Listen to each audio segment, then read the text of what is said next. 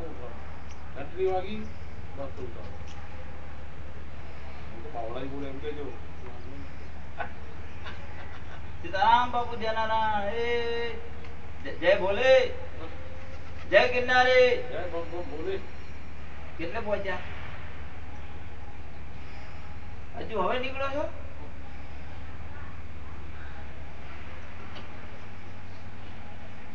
બરાબર બરાબર તો હજી વાર લાગશે ને આ પહોંચતા